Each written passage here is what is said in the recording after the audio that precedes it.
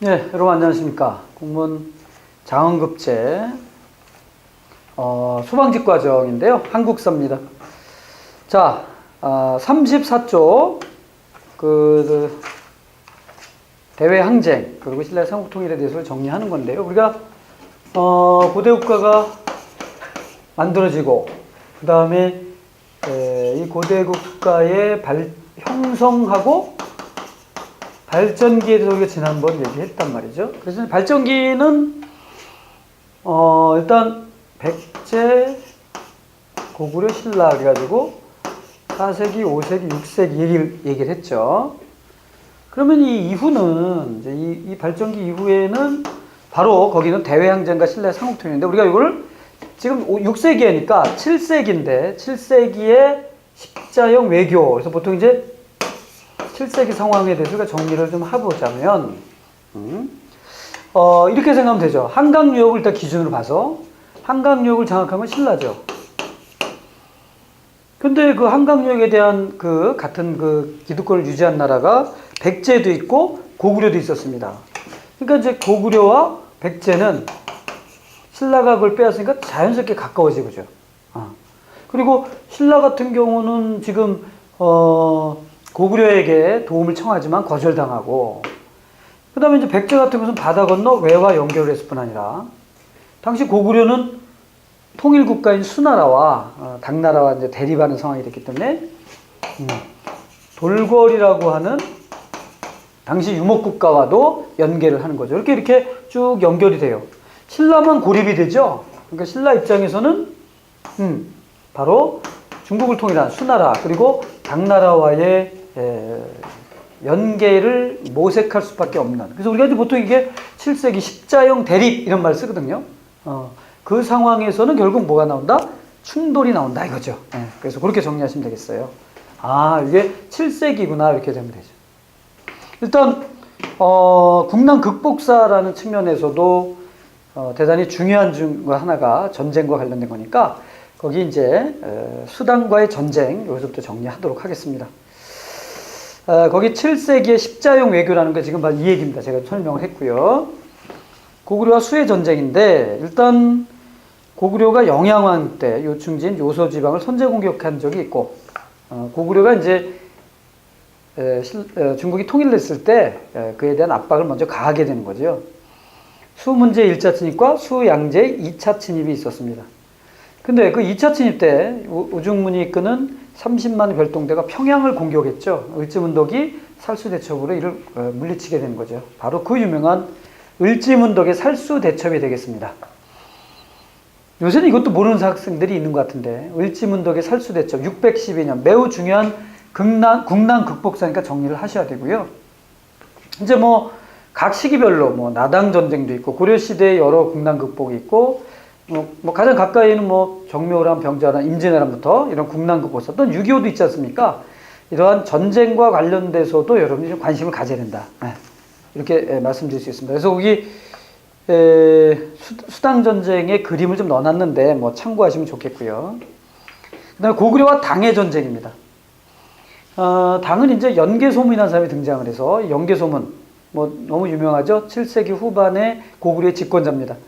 당의 침략에 대비해서 부여성에서 비사성이 이른바 천리장성 주자인데 천리장성을 동그라미 하시고 그 밑에 그 천리장성의 모습도 보입니다만은 우리가 이제 보통 고려시대의 천리장성과 그리고 이 고구려의 천리장성은 다르다 이렇게 기억을 하셔야 되겠습니다. 고려시대의 천리장성의 위치는 이제 국내로 이렇게 보는 것이 일반적이죠. 최근에는 고려시대 천리장성도 만주 쪽에 대한 주장이 제기되고 있습니다. 제가 아시는 선배님인데 그런 주장을 하기도 하죠, 지금. 자, 고구려 당의 전쟁. 그래서 연개소문의 이런 대단 강경책으로 인해서 당나라 태종이 침입했으나 안시성 전투에서 대패했다. 최근에 안시성이라는 영화가 유행하고 있는 것 같은데 645년의 승리입니다. 일부 저술에 의하면 양만춘이라고 하는 이름이 이제 등장합니다만은 공식적인 역사서에는 안시성의 성주는 언급되고 있지 않아요. 그러니까 누군지는 알 수는 없습니다.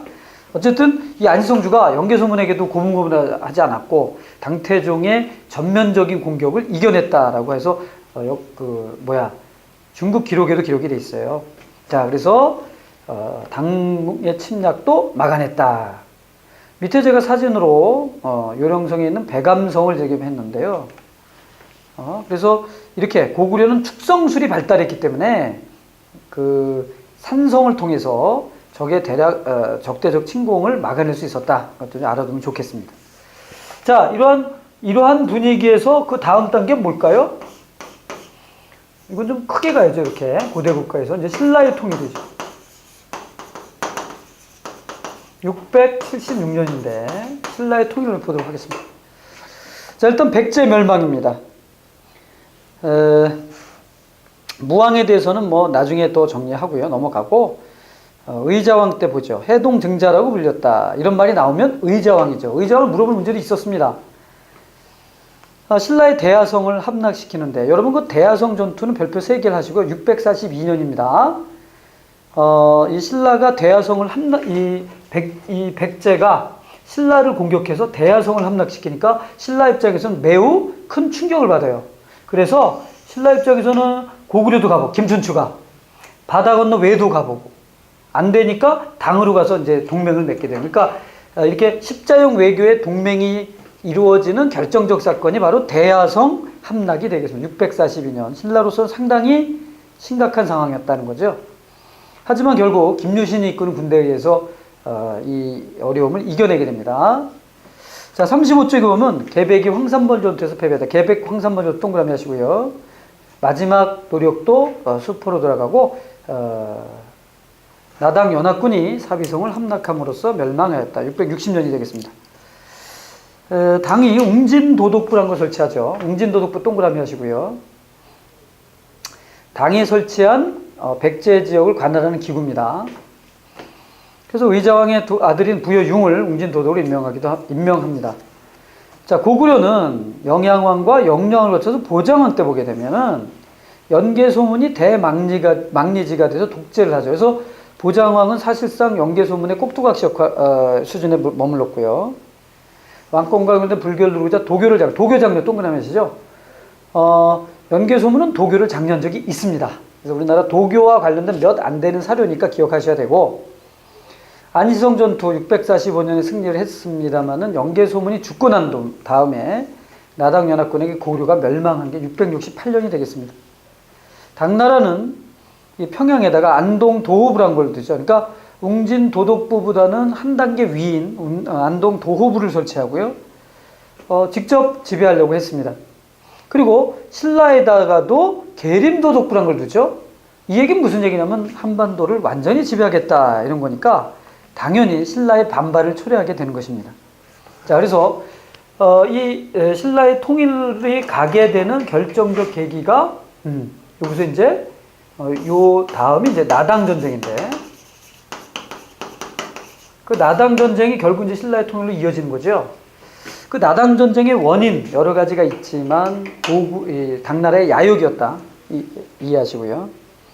백제와 고구려 부흥운동인데 최근 들어서 이게 좀 강조되고 있어요. 그래서 별표 2개 정도 하셔야 되고, 어떤 의미로 강조되냐면 전혀 모르는 인물들이 나올 수가 있기 때문입니다. 그래서 일단 백제부터 보자면요.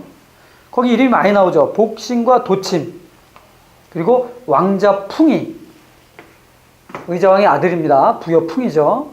주류성, 그리고 한산이라는 거. 그 다음에 흑치상지하고 임존성을 띄워야 되는데 좀 띄어쓰기 안 됐네. 흑치상지가 임존성을 중심으로 부흥운동을 했다. 흑치상지는 별표 3개입니다. 백제 부흥운동인데요. 결국 보자. 네 분이 일어나서 복신이 도침을 죽이고 왕자풍은 복신을 죽였다. 왕자풍은 백제를 지원하러 온 외와 연합하여 나당 연합군에게 맞섰으나 백강전투에서 패배했다. 664년 백강전투 되게 중요합니다. 일본이 군대를 보냈어요.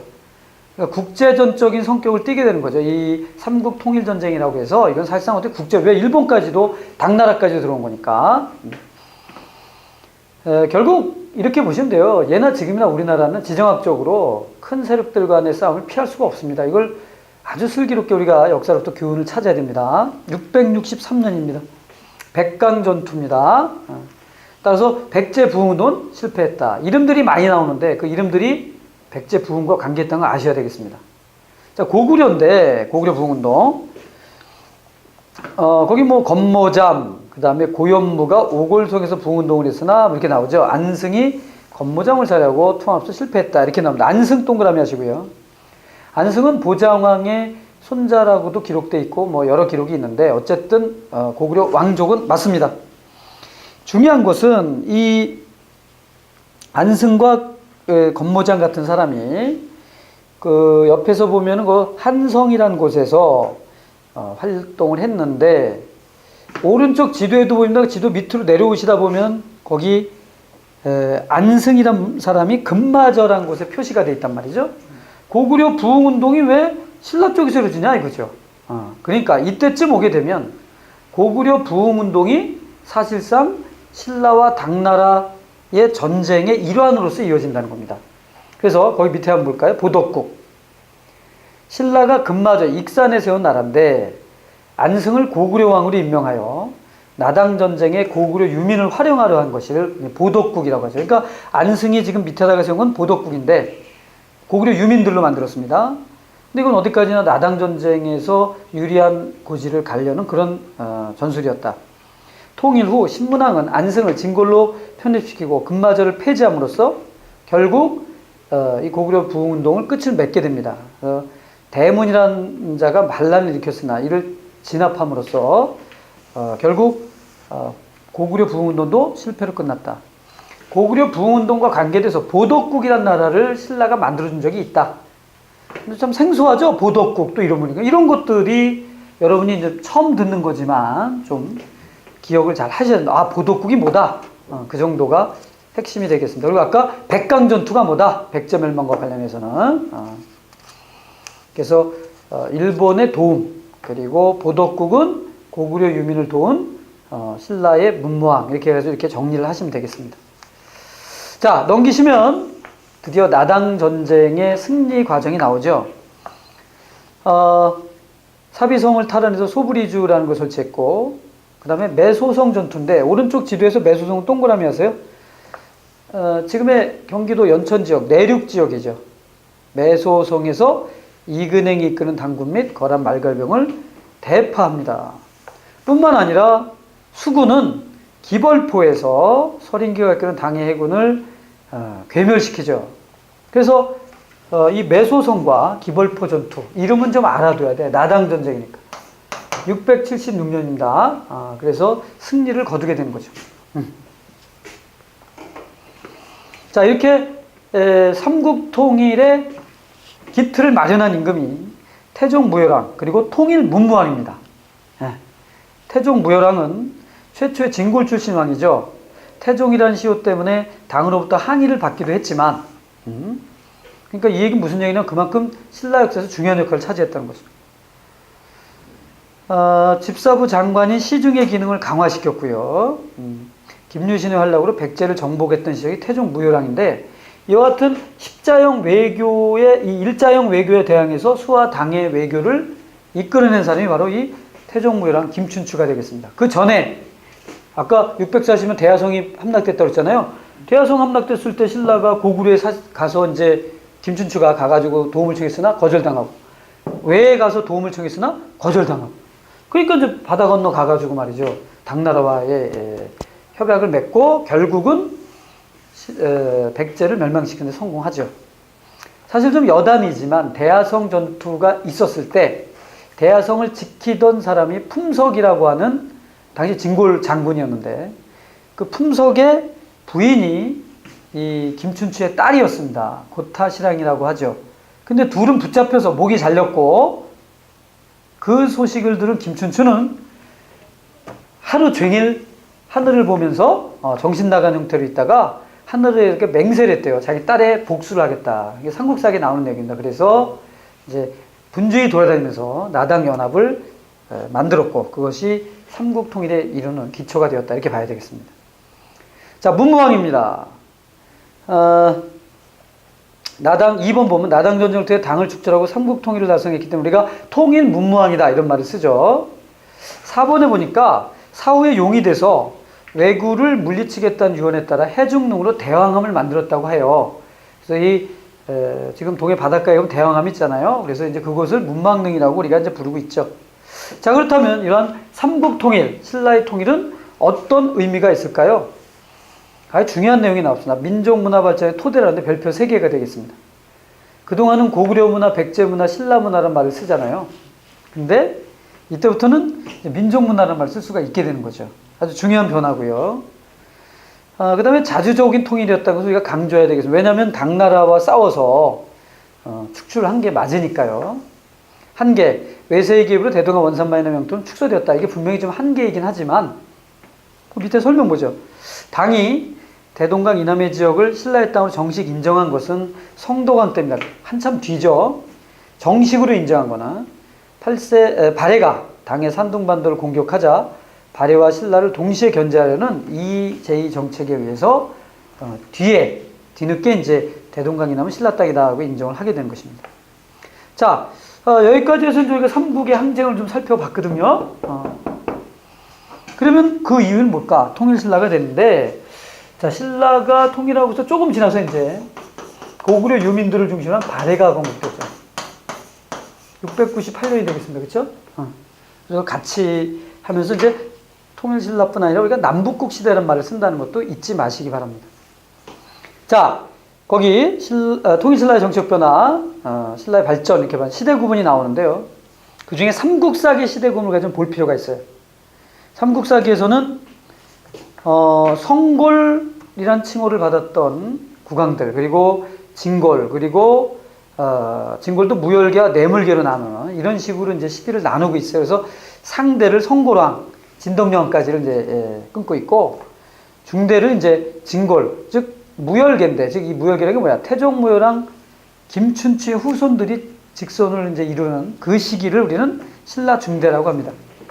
무열왕에서부터 해공왕까지 약 한 100여 년 정도 중대라고 하고, 자, 해공왕이 죽고 나서 신라 하대라는 명칭을 쓰게 됩니다. 선덕왕이라는 임금이 이제 등장했는데, 이 사람은 내물왕의 10대 손이라고 기록이 되어 있어요. 그렇기 때문에 내물계다 이렇게 얘기하는 거예요. 그래서 그 왕통, 성골계하고 그 다음에 무열계, 그리고 내물계 이렇게 해서 왕통별로 상대, 중대, 하대라고 시대를 구분했습니다. 김부식은. 그렇다면 통일을 했을 때 가장 왕대사 중에 많이 언급되는 분이 누구예요? 바로 신문왕이 되겠습니다, 여러분. 신문왕 별표 3개 하세요. 어디든 무지하게 잘 나오는 통일 이후에 행정적으로나 정치적으로나 새로운 구도를 짠 임금이기 때문에 매우 중요하다. 일단 제목만 보면 귀족 세력을 숙청해서 김음돌의 난을 진압했다. 왕의 장인이었음에도 불구하고 그를 숙청합니다. 그 다음에 디귿에 보면 지방제도 정비하죠. 보덕국, 아까 고구려 부흥운동에서 나왔잖아요. 그 안승에게 준 그 보덕국을 진압하고, 전국의 구주와 오소경, 별표 3개입니다. 구주 오소경인데요. 이 구주 오소경의 행정구역은 이제 여기서는 뭐 안 나옵니다만은 심화 과정에서 이제 나오죠. 그래서 구주 오소경이라는 것도 좀 알아두시고요. 삼국이 통일됐기 때문에 행정구역도 바뀌어야 되겠죠. 그래서 구주 오소경이 되겠습니다. 그 다음에 중앙관제와 관련해서는 유교교육을 강화해 국학을 설치했습니다. 별표 3개죠. 우리 이제 뭐 고구려의 태학은 얘기가 됐어요. 근데 신라의 국학, 신문한 때다. 뭐 나머지 뭐 중요한 게 아니고요. 그 다음에 그 밑에 줄에 보면 중앙군을 국외의 서당, 구서당이라는 서당으로 중앙군을 편찬하고, 지방군은 10개의 정우라고 했잖아요. 그래서 구서당이라는 걸 동그라미 하시고, 왕을 지키는 친위부대 9개가 있었다. 그 다음에 경제와 관련해서는 관료전을 지급하고 노급을 폐지했다고 하죠. 관리들에게는 관료전, 귀족들의 노동력 제공할 수 있던 노급을 폐지합니다. 그 다음에 왕권과 육두품 해결 앞두니 별표 3개를 하셔야 됩니다. 왕권의 강화로 진골귀족 세력이 약화된 반면 왕의 정치적 존재, 행정 실무를 담당하는 세력으로 육두품이 성장하게 되는 거죠. 굳이 여기서 쓴다면, 자, 왕의 권한은 높아지고 귀족들의 권한은 약화지는 이것이 이제 신라 통일의 특징인데, 이 왕의 권력이 높아지는데 누가 도움을 줬다? 육두품이 도움을 줬다. 이렇게 가는 거죠. 이게 핵심이 된 거예요. 그래서 왕의 정치적 조언자와 거기 이제 시우권을 보면 행정 실무를 담당한 세로 육두품이 성장했고, 이것을 계기로 귀족 세력을 대거 숙청하고 전제 왕권을 강화하죠.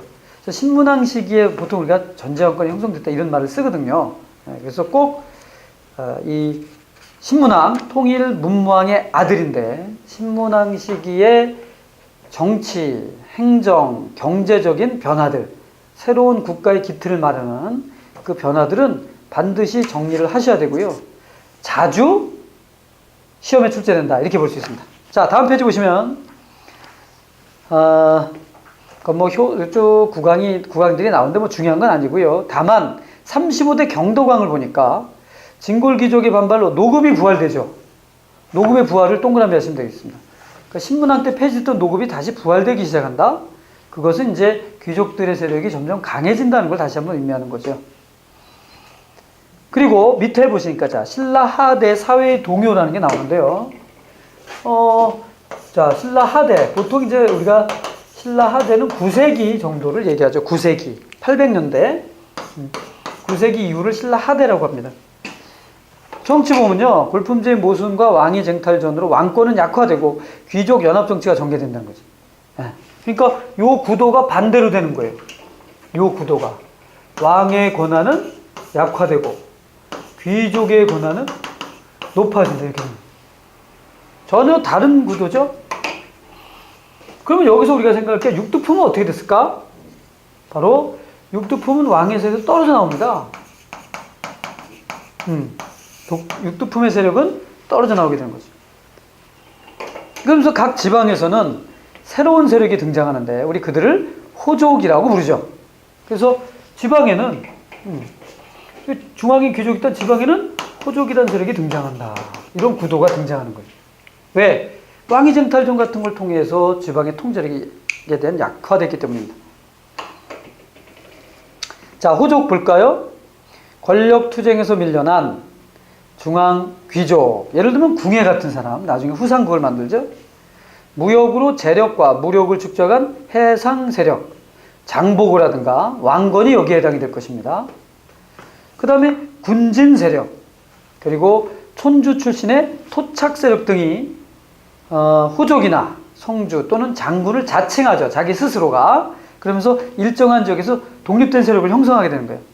지방의 행정권과 군사권을 장악한 반독립 세력을 성장한다. 우리 이들을 호족이라 이렇게 부르는 거죠. 그러니까 구성은 다양합니다만은 신라 하대에 나타난 지방의 반독립 세력들을 호족이다 이렇게 얘기를 한다. 옆에 우리 중대와 하대 비교표를 잠깐 보죠.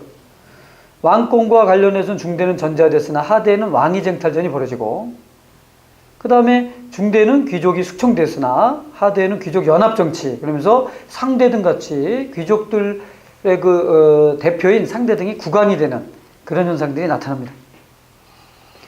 육두품의 동양, 중대에는 왕권과 결탁했지만 하대에는 호족과 연합하면서 이제 떨어져 나간다는 거죠. 토지제도, 지방조직도 구주 오소경이었으나 하대에는 이것이 호족이 성장하면서 지방제도가 문란해지고요. 노급도 중대에는 폐지되었으나 하대 때는 노급이 부활하고요. 정치 이념과도 관련해서는 중대에는 이제 그 육두품 세력들, 여기 우리 육두품 아까 써놨는데 이 사람들은 주로 유학자들이거든요. 유학이라고 하는 것은 나라를 다스리는 이념으로 상당히 이때 당시는 아주 혁신적이고 적절한 이념이었는데, 이들이 이런 걸 중심으로 이제 유교 이념을 국가 경영에 이렇게 도입하려고 하죠. 반면 하대는 어떻게 돼요? 귀족들의 세력이 세지니까 이들은 오히려 골품 제도를 강화하게 된 것입니다. 그래서 자, 이해되시죠? 일단 가장 중요한 구도가 뭐냐? 이 구도예요. 왕의 권한과 요거 중대의 특징과 하대의 특징입니다. 요거를 이해하는 게 핵심이 되겠어요. 지문을 읽어보니까 귀족이 이렇게 강해지고 오케이 하대구나. 왕권이 강하고 육두품이 여기 결합했구나. 중대구나. 이렇게 정리하시면 되겠죠. 39쪽에 보면 39쪽에 보게 되면은 거기 사람들 얘기가 좀 나와요. 장보고. 장보고는 해상 세력으로서 당시 이제 지방에서의 일종의 호족의 선구자라고 볼 수 있습니다. 당나라에서 거기 첫째 점은 신라로 돌아와 흥덕왕을 찾아가서 해적을 막게 해달라 그래서 군사를 이끌게 되고, 그래서 설치한 것이 청해진이라고 우리가 얘기할 수 있고요. 그 다음에 또 하나는 이제 거기까지 호족의 대표이사는 장보고죠. 그래서 제가 하나 넣어놨고, 그 다음에 이제 육두품의 동향 보세요. 이들은 신라 하대로 가면서 골품제 사회를 비판하죠. 골품제도랑 우리가 아까 사회에서 보겠지만 태어나면서 신분이 결정되는 거 아니겠어요?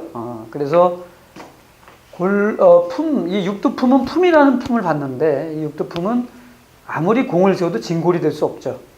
또한 진골이 되지 못하면 중앙의 주요 관서의 장이 될 수가 없습니다. 그렇다면 육두품들은 상당히 불만이 많았을 거예요. 중대에는 그래도 국왕의 호의를 받아가면서 이런 강화를 했겠지만, 하대로 가면서는 이러한 국왕의 이제 안전판, 버팀목을 못 받게 되니까 이런 일이 벌어진 거죠. 자, 골품제사를 비판하면서 새로운 정치 이념을 제시하기 시작하죠. 육두품. 우리 그 밑에 육두품의 동향과 관련해서는 두 사람이 소개되고 있습니다. 하나는 설계도인데요. 한번 읽어는 봐야 되겠어요. 설계도 봅시다. 육두품으로 신라의 귀족 자손이다. 일찍이 친구 네 사람과 술을 마시며 각기 그 뜻을 말할 때 신라는 사람을 쓰는데 골품을 따져서 그 족속이 아니면 비록 뛰어난 재주와 큰 공이 있어도 한도를 넘지 못한다. 그러니까 자기는 육두품 이상 올라갈 수가 없다 이게. 나는 멀리 중국에 가서 출중한 지략을 발휘하고 비상한 공을 세워 영화를 누리며 높은 관직에 어울리는 칼을 차고 천자 즉 황제 곁에 출입하기를 원한다 라고 했습니다. 그는 620년 몰래 배를 타고 당으로 건너갑니다. 근데 당에서 성공을 하죠. 이미 621년이니까 통일되기 전이란 말이에요. 그때부터 육두품들은 이런 생각을 갖고 있었는데, 설계도가 어떻게 알려졌냐면요. 우리 아까 당나라 태종이 안시성을 공격했던 우리 사건 645년의 사건을 기억할 것입니다.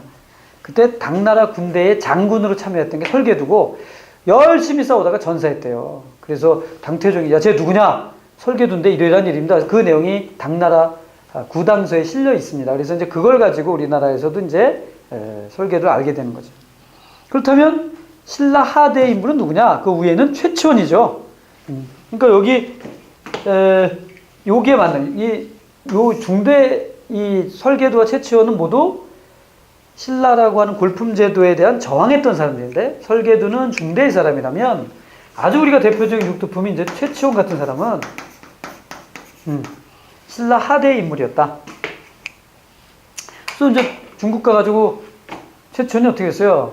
과거에도 합격했지 않습니까? 그런데 국내로 돌아왔을 때 그에게 합당한 직위가 주어지지 않습니다.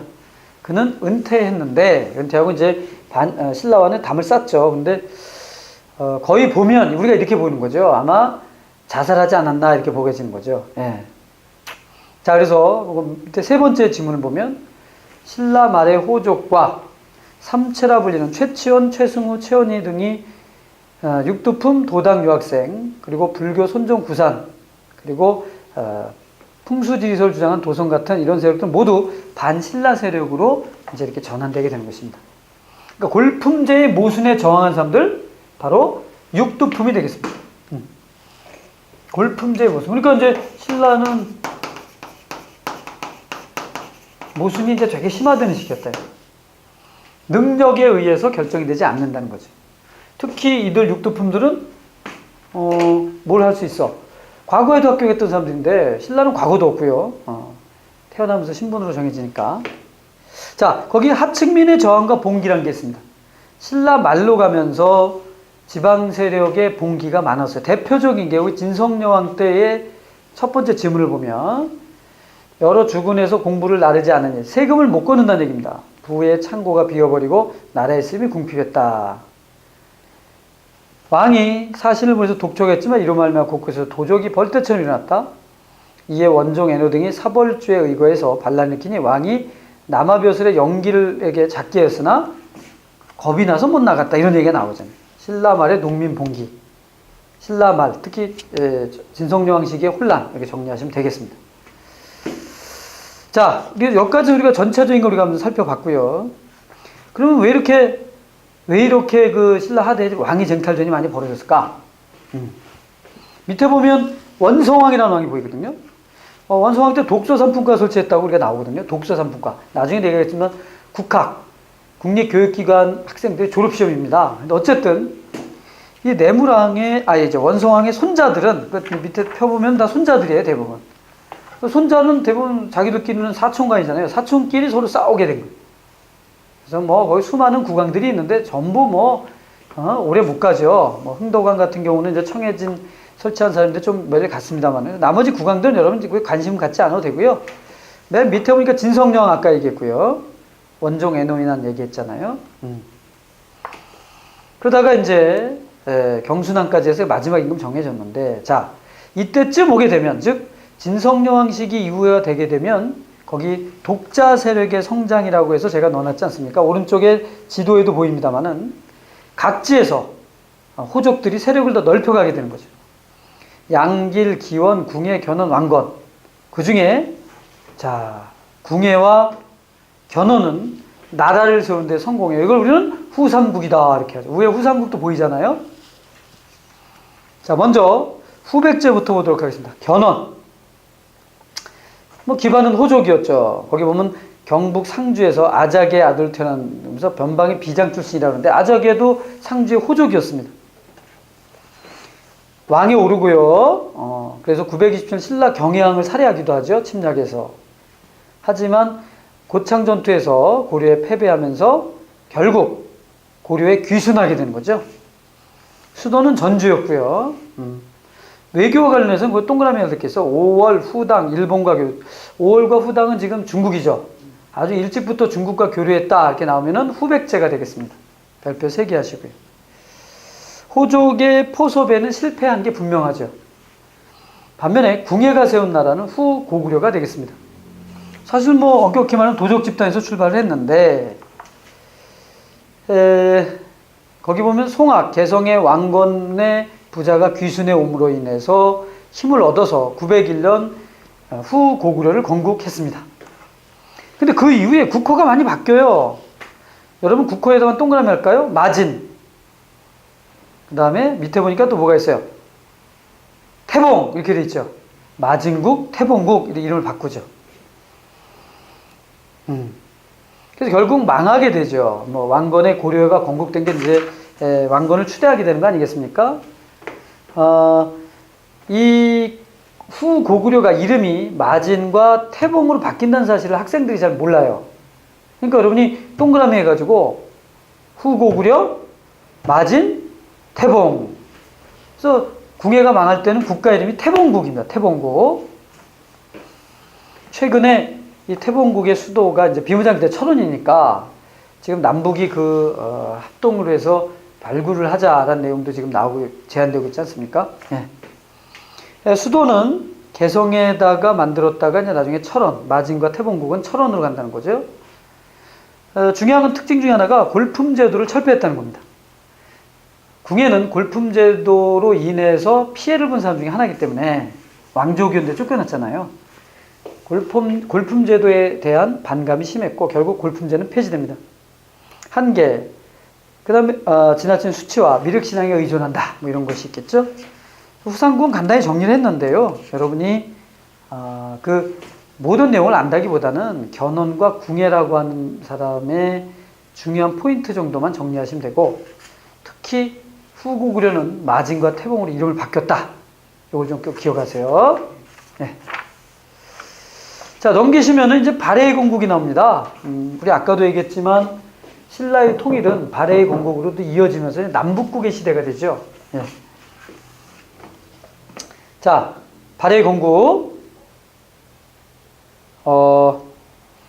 이때 우리가 이제 보통 대조용이라고 알고 있는 분은 묘호로는 고왕이라고도 불러요. 그러니까 이제 거기 고왕에 해당이 되죠. 고구려 장군 출신인 대조용으로 고구려 유민과 말갈의 연합국가를 건국한 게 698년이 되겠습니다.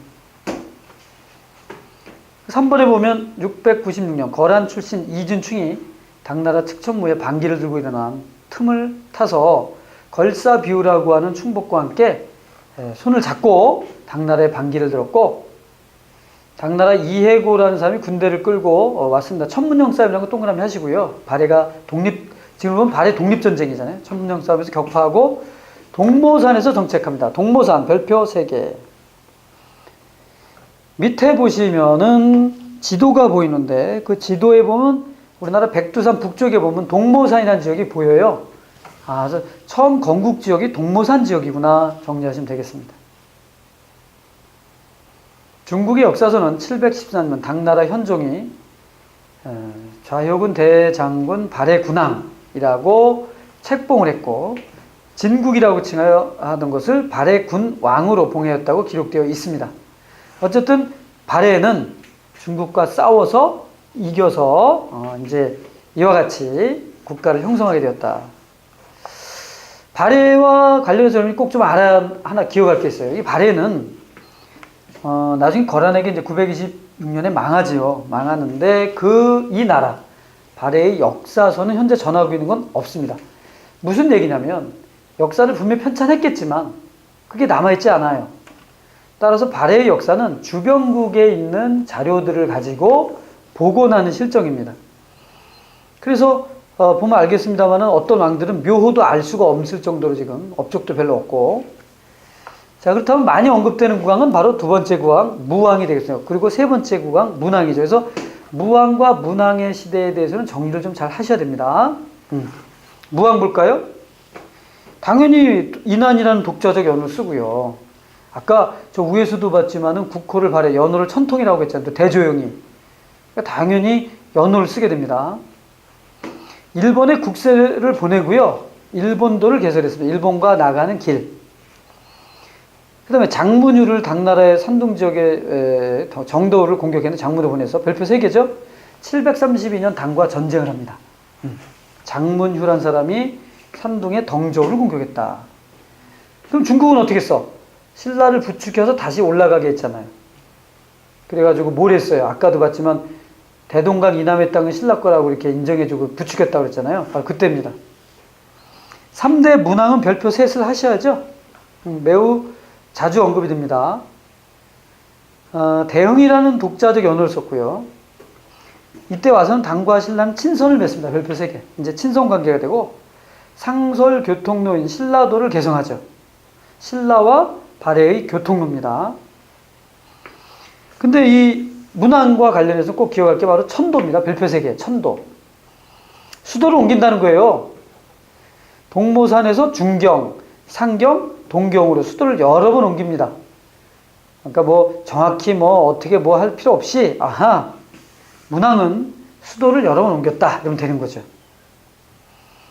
그 문왕의 딸들 하나는 정해공주고 하나는 정효공주, 두 묘가 현재까지도 남아있죠. 그래서 정해공주의 묘는 지린성 육정산 고분이고요. 정효공주는 지린성 용두산 고분이고요. 정해공주면은 굴식 돌방 무덤에다가 고구려 양식이죠. 그래서 모주림 천장구조 같은 게 보입니다. 정효공주면은 벽돌 무덤이고, 따라서 고구려와는 좀 다르죠. 이 고구려 양식과는. 여기서는 묘지와 벽화가 출토했는데, 벽화는 출토라기보다는 벽화가 그 발견이 된 거죠. 출토를 발견을 고치시고 묘지가 있다. 묘지는 뭘까요? 죽은 사람, 묘에서 묻힌 사람에 대한 이력서를 묘지라고 합니다. 자, 그런데 말이죠. 우리 이 발해가 전성기를 이뤘던 시기 있습니다. 그게 한 장을 넘기면 거기 보면 여러분 10대 선왕을 먼저 보세요. 말갈족 대부분을 복속하고 요동으로 진출하여 최대 영토를 확보했고 발해의 전성기였다. 자, 요동 진출이라는 거 동그라미 하시고 바로 선왕 때입니다. 그래서 선왕은 지금 9세기 아니에요? 그러니까 발해는 9세기에 지금 신라는 하대에 접어들었는데 발해는 선왕 때 9세기 선왕 때 큰 발전을 이룬다는 거예요. 신라와는 좀 대비가 되죠. 다시 43초로 오시면 발해와 발해 대외관계에 대해서 설명하고 있습니다. 당과는 처음에는 대립관계 무왕 때, 그다음 후방 문왕 때 친son관계. 일본과는 신라를 견제하기 위해서 처음부터 끝까지 우호적 관계를 가졌어요. 발해와 신라는 우호적이었다는 거 잊지 마시기 바랍니다. 그다음에 신라는 당의 견제책으로 기본적으로 적대 관계예요. 처음부터. 그러다가 발해 무왕 때 이제 당을 공격하자 신라가 발해를 공격한 일이 있었고요. 전쟁 상태에 돌입했죠. 쟁장 사건과 등제 사열 사건으로 대립했다. 쟁장.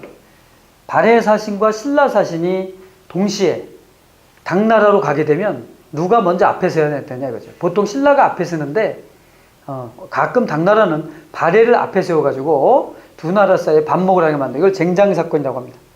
등제 서열 사건은 당나라 과거인 빈공과에 합격자들이 통일신라가 제일 많이 나오지만 때에 따라서는 발해의 합격자도 등장하거든요. 근데 그 발해 합격자, 즉 장원급제 1등을 발해를 주는 경우가 있거든요. 그러면 신라가 강력히 항의하는 것을 등제서열이라고 합니다.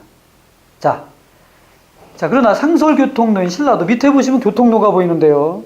거기 동해안을 따라서 내려오는 거, 그걸 신라길이라고 하잖아요. 신라도가 되겠습니다. 그리고 사신을 교환하고 무역이 이루어졌고 발해가 거란에게 공격을 당했을 때 원조를 요청한 적도 있기 때문에 결국 따지고 보면은 대립은 했지만 때에 따라서는 교역도 했다 이렇게 정리하시면 되겠습니다. 현재 우리가 북한 관계 비슷하죠. 대립을 하고 있지만 또 교육도 하잖아요. 교류를 하잖아요. 예. 뭐 나머지는 볼 거 없는데 거란은 발해 말기에 침략을 해가지고 발해가 거란에게 멸망됐다는 거, 요 정도가 여러분 알면 되겠고요. 자, 그런데 말이에요. 44쪽에 보면 거기 13대 현석이라는 구강이 있어요. 이름이 이제 묘호도 몰라. 그래서 뭐 선왕이면은 선자가 이제 어떤 묘를 우리가 알 수 있는데 이진, 뭐 건황, 현석, 위해, 인선 이렇게 이름만 전하고 있는 구강들인데요. 거기 13대 현석 때 당에서 뭐라고 부르죠? 해동성국이라고 부릅니다. 별표 3개죠. 이것도 이제 가끔 문제가 나오는데 선왕 때 해동성국이라고 불렸다라고 하고 있는데 그렇진 않고 선왕 이후에 해동성국이라고 부릅니다. 동쪽에 아주 흥한 나라다 이런 뜻입니다. 선왕 이후라는 걸 잊어서는 안 되겠습니다. 그러니까 어떻게 따지면 발해는 좀 급격히 망하는 경향이 있어요. 해동성국이라 불렸다가 불과 한 20, 30년 지금 망했잖아요. 그래서 여러 가지 얘기가 나오잖아요. 백두산 화산 폭발설도 나오고 화산 폭발로 발해가 망했다는 얘기도 있고 막 그러잖아요. 자, 그래서 일단 여기까지 해서 우리 남북국이 형성되는 과정에 대해서 정치적으로는 모두 살펴봤습니다. 자, 여기까지 어떤 정치적 흐름이 가게 되면은 그 다음부터는 제도사를 하게 돼 있습니다. 그러한 국가가 형성됐을 때의 중앙통치기구와 지방행정기구 같은 건 어떤 것이 있느냐 이걸 제도사라고 하죠. 근데 공무원 시험에서는 이 제도사가 아주 어떻게 보면 킬러 문제에 가끔 나옵니다. 무슨 부서라든가 무슨 직이라든가 그 다음에 1, 2, 3, 4, 5제 다음 중 잘못된 것은 그래가지고 행정구역을 물어본다든가 이런 것들이 있기 때문에 여러분들이 좀 골치 아프지만 통치체제, 제도사는 좀 관심을 가지고 해야 돼요. 특히 구급 행정직 같은 경우에는 이제 제도사가 어렵게 나옵니다. 그래서 여러분이 이걸 반드시 외워야 되는데 잘 안 되는 것 같습니다. 그러니까 기초반은 좀 건너뛰더라도 나중에는 꼭 정리하셔야 되는데 어쨌든 다음 시간에는 우리가 이제 고대 통치체제에 대해서 제도사적 측면에서 좀 중요한 것들 몇 가지 좀 짚어보도록 하겠습니다. 자, 이번 시간 강의는 여기까지 진행하죠. 수고하셨습니다.